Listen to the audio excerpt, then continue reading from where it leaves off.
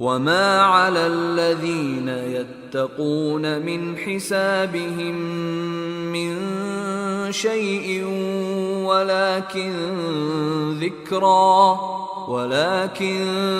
ذكرى لعلهم يتقون.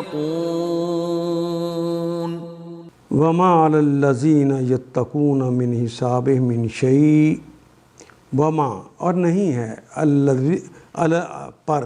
ہے پر الذین یتقون جو کہ تقوی کی روش کو اپناتے ہیں، من حسابہم ان کے حساب میں سے نہیں ہے ان کے اوپر کوئی چیز، لیکن ذکرى لعلہم یتقون، لیکن انہیں یاد کروانا ضروری ہے. وما علی الذین یتقون من حساب، یہ لوگ جو اس طرح کی حرکتیں کرتے ہیں ان کے حساب میں سے کوئی چیز تقوی والوں کے ذمے نہیں ہے، انہوں نے اپنا حساب خود دینا ہے.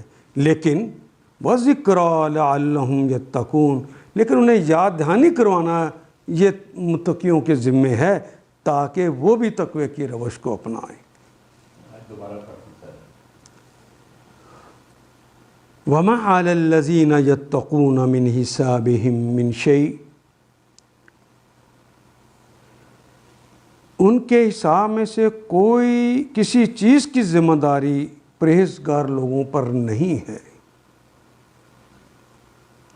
ولیکن ذکرى لعلہم یتقون، البتہ نصیحت کرنا ان کا فرض ہے، شاید کہ وہ غلط روی سے بچ جائیں، شاید کہ وہ بھی تقوی کی روش کو اپنا لیں.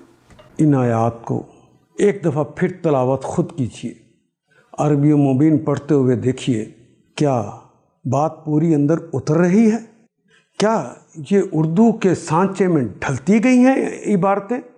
اگر بات سمجھ آنی شروع ہو گئی تو الحمدللہ یہی ہمارا ہدف ہے اور یہ ہدف پورا ہو گیا. اللہ میرا اور آپ کا حامی و ناصر. الف لام